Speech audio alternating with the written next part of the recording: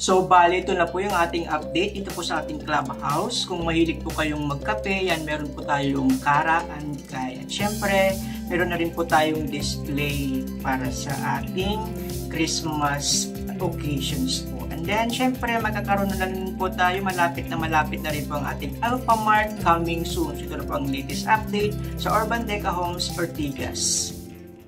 So, hello mga property investors! Welcome back po again sa aking YouTube channel. So, para sa video na ito, pag-uusapan natin ano ba yung mga latest update na as of December 2023 dito po sa Urban Deca Homes Ortigas. So, magkakaroon na po ba ng price increase? Ilalabas na ba yung Building K? Yan, so tunghayan po natin.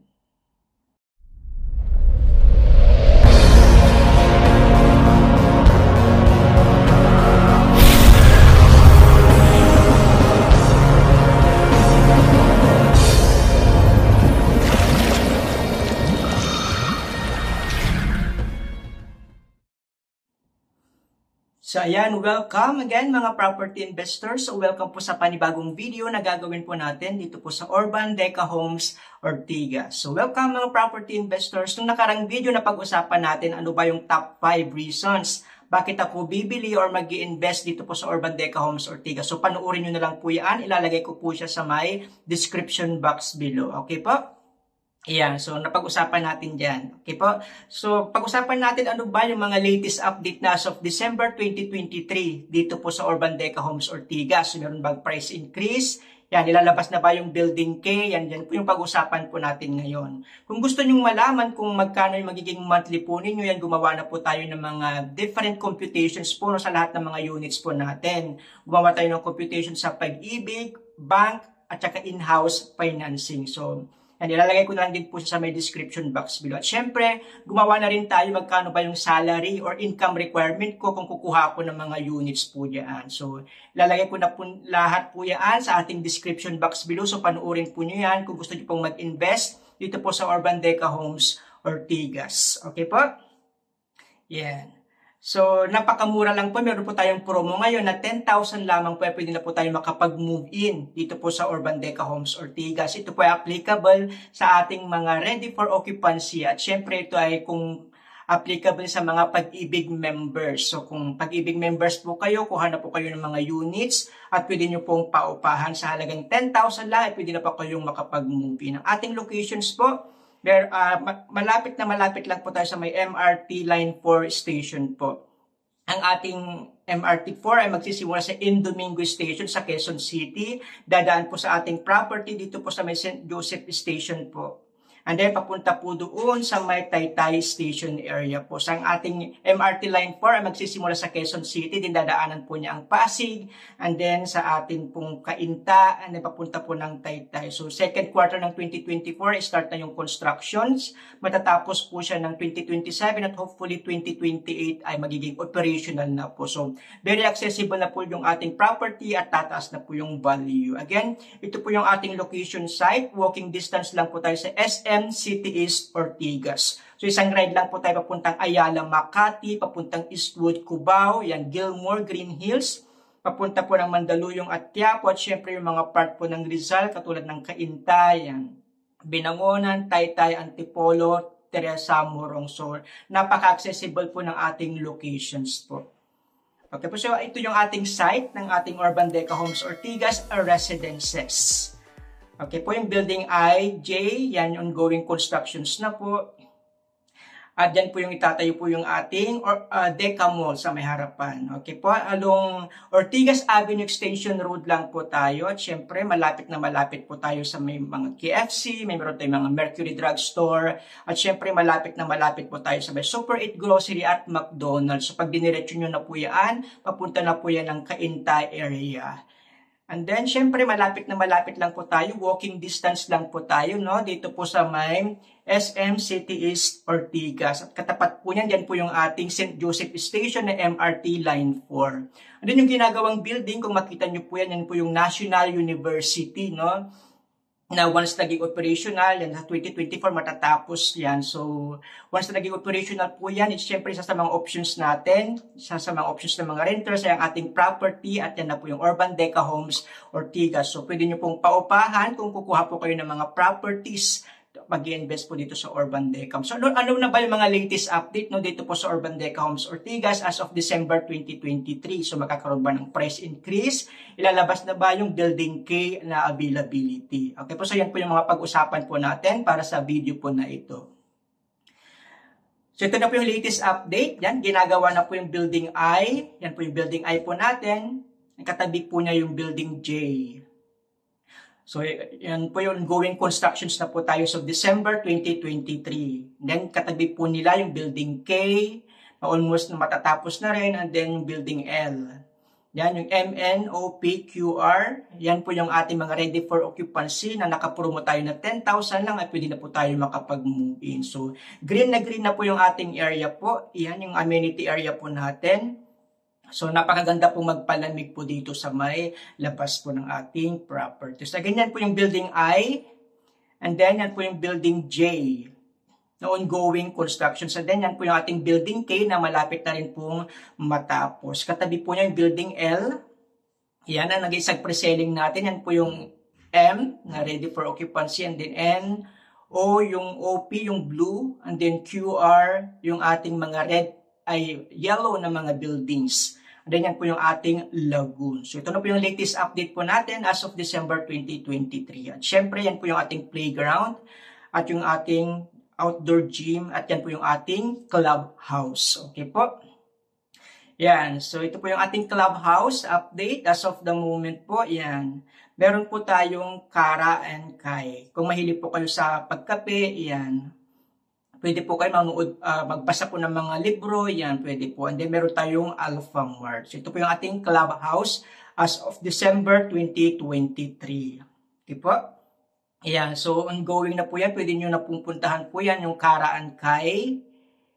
Yan, books, beans, and bread. Yan, kung gusto, mahilig ko sa magkape, makipagkwentuhan, may mga business meeting kayo, yan, pwede po kayong pumunta po yan. At syempre, meron na rin po tayong mga display, Christmas display.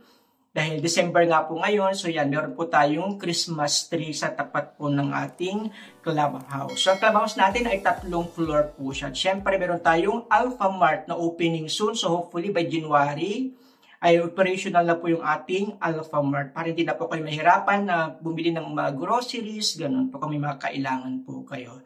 So ganito yung 3 floors ng ating clubhouse. Yan yung ating Alpha Mart and then yan po yung ating amenity park. Okay po? So yan yung latest update po ngayon as of December 2023. So punta tayo sa second floor. Dito tayo sa second floor ng clubhouse. Yan yung ongoing constructions ng Building I at saka Building J. Okay po. Sa likod niyan yung Building K. Sa second floor, din po makikita po yung ating mga PMO, Property Management Office. Kung may mga katanungan kayo about sa mga unit po ninyo. And then, yan po yung ating Building P, Q, and R. So again, ito po yung ating mga update. RF po natin, Building MNOPQR, pre-selling, Building L, and then under constructions natin, yung Building I, JK. So ito po yung ating Building I, JK na nakita po natin kanina.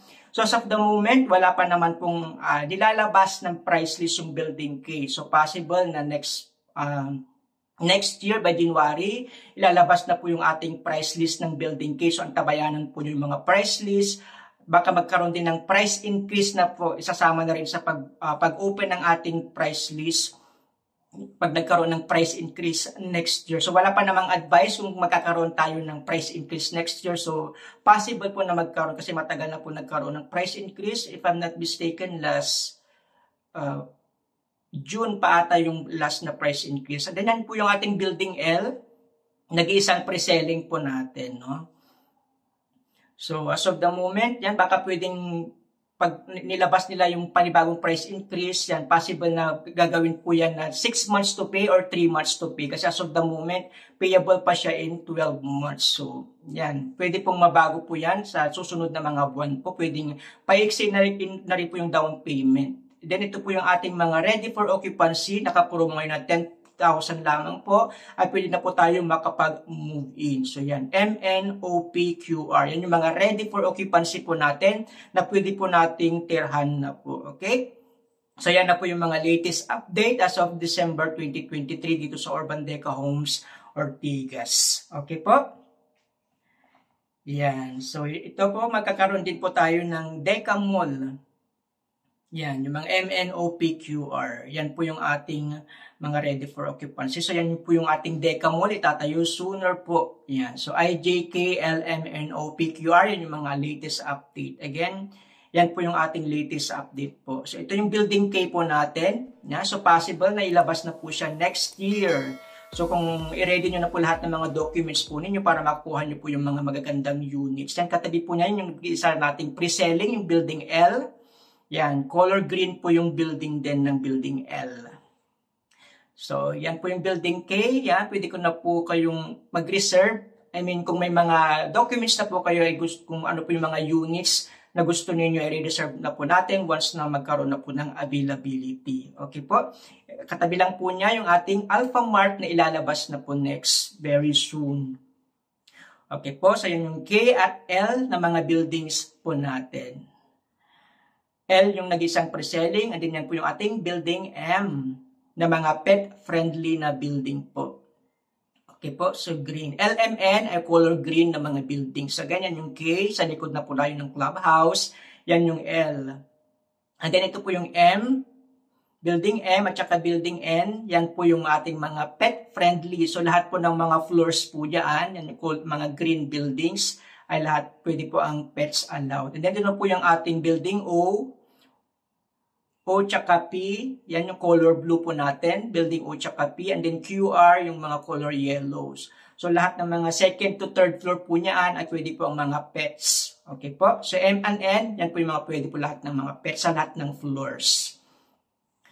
Okay po? Yan. So, pwede po kayong mag-invest, kumuha ng property po dito. Again, kung gusto nyo makita po yung mga unit type po natin, yung mga 2-bedroom na 30.60 inner and outer, 35.57 na inner and outer na 2-bedroom, at yung 3-bedroom natin na 42.07 square meter, ay free viewing po tayo. Need ko lang malaman kung kailan yung time at date, kung kailan nyo po gustong ma-view. Ngayon, kung gusto nyo makita yung mga specific units, yan, prepare lang po kayo ng mga 2 months payslip, certificate of employment with compensation, at 2 valid IDs. Kunyari, may mga paborito kayong mga numbers, paborito kayong mga floors, yan. So, specific units po yun. Tawagan nyo lang po ako sa 0936-899-2683. Available ako sa Viber, sa WhatsApp, sa Telegram, through call, through text. Again, yan po yung mga default units po natin. Free viewing po tayo.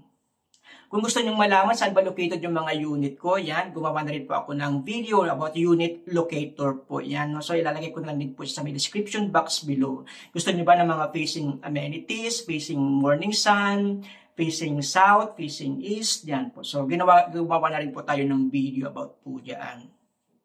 At syempre, ito yung isa sa mga unit design perspective. No, kung kunyari kukuha po kayo ng 30.60 square meters. So, isa yan sa mga client ko. So, nagpagawa po siya. Yan po yung isa sa mga design. No? Kung gusto niyo gawin din po yan, may mga contractor po akong mga kakilala po. So mapapansin po natin yung isang bedroom po niya ay binakbak, no, para gawin niyang office. Medyo pinaluwang ng konti. So meron lang 20,000 lang po yan na construction bond. So ongoing na po kung gusto niyo i-transform yung unit niyo, no. So meron po tayong mga kakilala na mga pwede pong gumawa. So sooner or later, gagawan po natin yan ng video. Kukunan po natin kung ano yung mga latest update po. Ayan. So kung naghahanap kayo ng contractor po, mapa-condominium or bahay, ayan. So yan po yung kanyang office.